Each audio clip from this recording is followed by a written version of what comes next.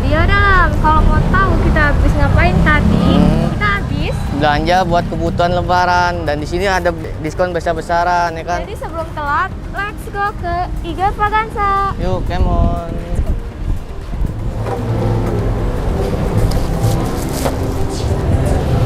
Halo Pak. Halo. Ya, saya mau nanya. Iya, gimana? Kayak katanya di sini ada fashion juga ya. Oh, ini jadi kita buat rangkaiannya ya. Jadi selain vaksinasi, kita ada sharing session juga. Kemudian nanti ada fashion show. Fashion show nanti kita bakal promoin produk-produk Eiger tuh yang dipakai sama teman-teman yang akan dipakai model. Tuh, ada modelnya juga kan. Teman-teman dari toko juga, retail assistant kita juga yang di sini.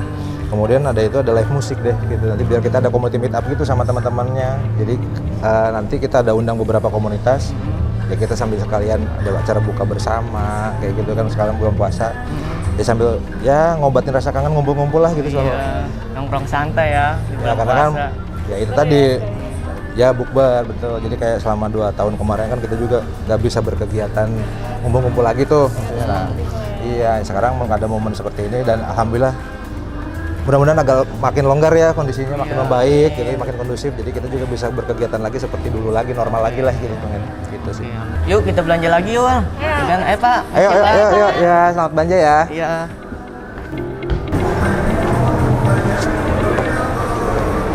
Siang Kak. Hai. Ada bisa boleh dibantu? tanya? Oh boleh banget, Kakak boleh banget. pegawai sini atau customer ya? Saya pegawai sini. Oh. Kelihatan nih bajunya Eiger. Iya.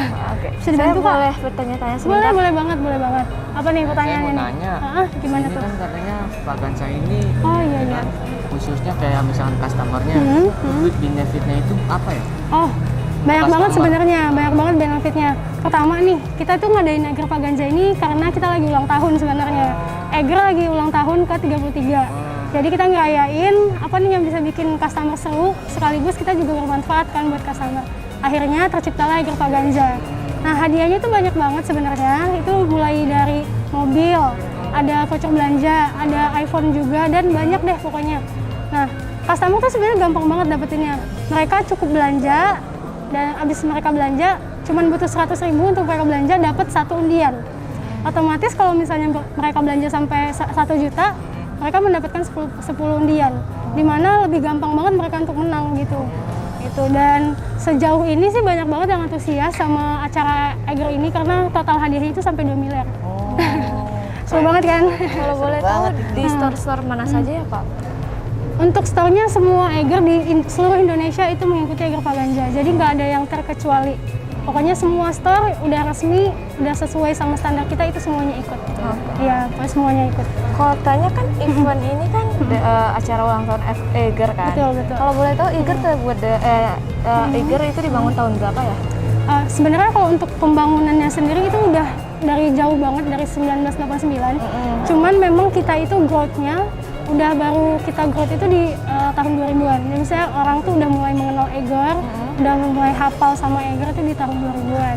Dan alhamdulillahnya berkat kerja kerasnya Pak Roni yang dari mulai 1 mesin jahit bisa sampai ribuan tas diciptain sama dia. Keren banget ya. Hebat banget. Jadi mungkin juga orang tuanya kakak nih tahu sama Eiger, tahu sama brand-brand yang udah dibikin sama Eiger karena tasnya Eiger itu udah terkenal banget kuat dan kita itu bergaransi juga. Kita ngasih jaminan buat orang-orang yang mungkin pakai tas Eiger buat sekolah, buat ke kantor dan lain-lain, bawa laptop kan pasti berat kan tiap hari.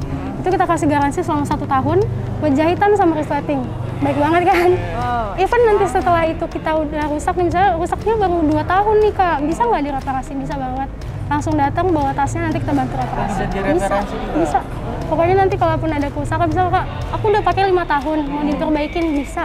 Kita udah pernah juga banyak yang sebelum-sebelumnya seperti itu, kita bantu reparasi. Itu kalau referensi itu ada biaya ininya? Kalau dalam 1 tahun itu nggak ada biayanya, selama 1 tahun itu nggak ada biaya. Selanjutnya itu pun dikenakan biaya biasa aja cuma 60.000 dan nggak lebih. Nggak seperti kita ketika beli tasnya kan mahal biasanya kan kadang. Tapi tenang aja sih, karena sekarang Eiger udah bikin sistem member juga, jadi customer juga lebih untung. Ketika mereka daftar member nih, nanti dapat benefit lagi. Gitu. Kalau boleh tahu kenapa dinamain Eiger Vaganza? Oke. Sebenarnya Eiger Vaganza ini lebih kayak, kalau Vaganza kan istilahnya seperti kayaknya wah, mewah gitu kayak kan. Nah, kita juga pengen dapat kesan itu dari 33 tahun kita belum pernah bikin perayaan yang sewah ini. Akhirnya terciptalah si Vaganza ini gitu. Kayak biar kelihatan wah gitu sih. Katanya kalau misalnya ibarat kalau idol kan ngefans ya. Betul. Katanya ada fansnya. Dan Betul, kenapa betul. namanya seperti itu? Oke, awal-awalnya sih kalau untuk nama Egrian memang dibuat sendiri sama Egriannya teman-teman Egrian sendiri. Dan akhirnya finally kita juga memutuskan kalau Egrian itu ternyata simple untuk dipanggil, simple untuk diajak, dan lebih kayak friends, bukan antara penjual dan pembeli. Finally kita bikinlah Egrian, dan sekarang total udah hampir semua cabang daerah tuh udah punya Egrian masing-masing. Kayak Egrian Jakarta, Egrian Jakarta Timur aja tuh ada. Jadi kayak setiap cabang-cabangnya tuh selalu ada. Dan untungnya karena mereka kita tetap berdiri sih. Gitu. Atas support mereka juga kan, karena kalau nggak ada Egrian nggak mungkin ada Eger segede gini. Gitu sih. Berkembang ya. Betul, betul banget. Alhamdulillah. Jadi mantep. Betul, udah 33 tahun kita rayain, ngasih hadiah buat teman-teman Egrian 2 miliar gitu. Makasih ya Kak, gara-gara Kakak aku sama temanku dapat informasi lagi. Ya, sama-sama. Makasih juga udah datang ke toko kita. Sering-sering kesini. Iya, siap. Ya. Iya dong, harus. Di atas kita ada Eger Coffee juga, bisa nongkrong di sana. Iya. Kan sedikit saya mau ini dulu, mau nyari-nyari barang dulu. Oke, boleh. Takutnya keburu. Iya, harus wajib. Lagi ada diskon juga kan, sayang banget nggak dimanfaatin. Terus bisa dapat undian. Iya dong. Nanti dapat undian, dapat mobil bagi-bagi ya. Bagi dua ya. Iya, bagi-dua. Potong ya. Nggak dong, nggak. Pokoknya itu cuma buat customer aja, buat kalian, dari Eger buat Egrian. Terima kasih Kak. Iya, sama-sama. Sama-sama. Waalaikumsalam. This is Phase Ed Music.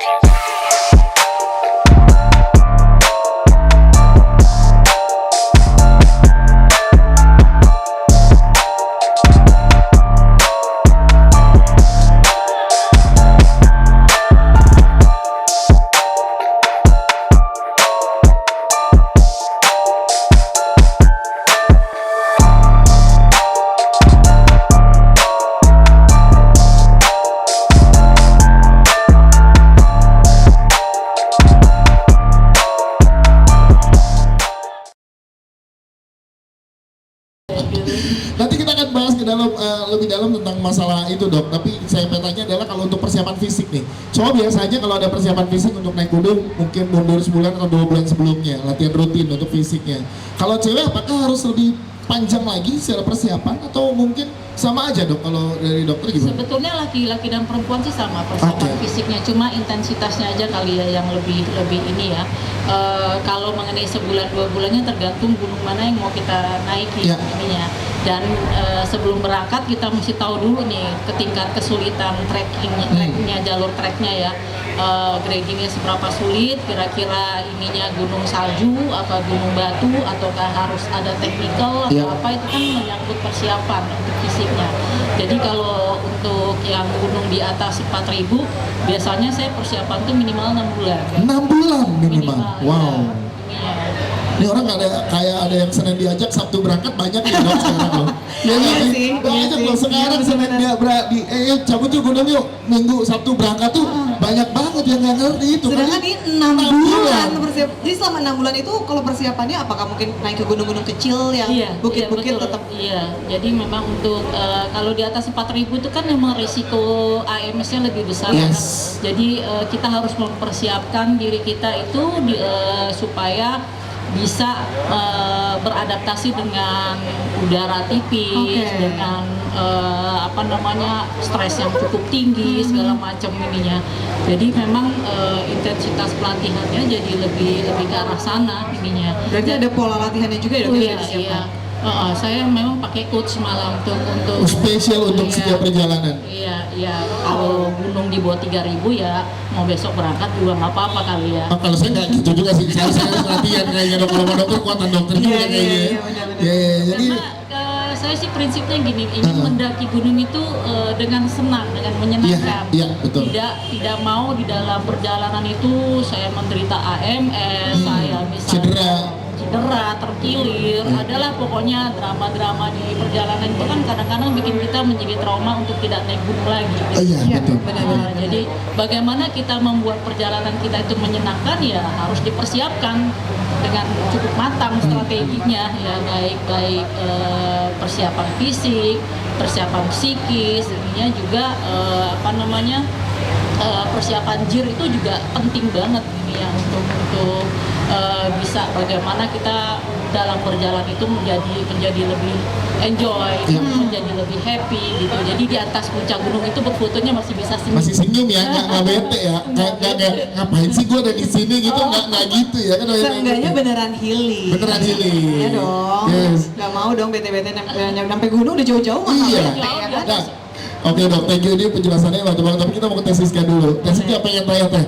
Dalam persiapan yang banyak tadi dokter Marli juga bilang banyak banget pernak-pernik yang mesti disiapkan sama setiap wanita. Nah, biar efektif gimana dengan kita tetap mengusung nggak boleh banyak bawa barang yang bisa meninggalkan sampah di sana dan lain-lain. Itu menginisiasinya gimana teh supaya tetap efektif tapi tetap bisa kebawa semua?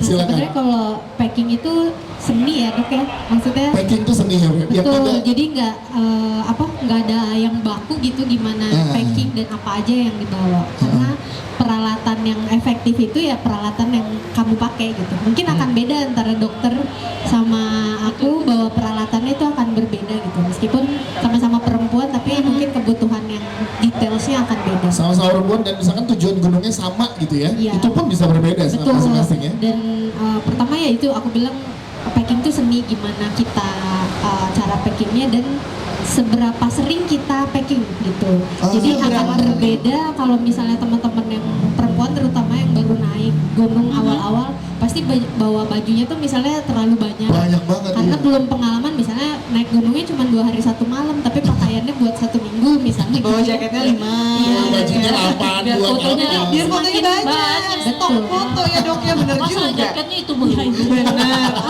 Saja konsep Semakin nih, ya. sering melakukan perjalanan, nggak usah perjalanan yang jauh lah, misalnya trekking ringan, Ya. kita semakin memahami apa kebutuhan kita sebetulnya. Itu sih. Berarti itu gunanya riset yang tadi dokter Marli bilang ya. Betul. Makanya tadi persiapannya 6 bulan, 6 bulan. kan. Persiapan gear juga, Iya, biar iya. tahu apa aja kebutuhannya kayak gitu. Iya, itu penting tuh. Berarti untuk ke gunung-gunung berarti nggak cuma persiapan fisik, kita juga mesti tahu kayak gimana di sana mungkin.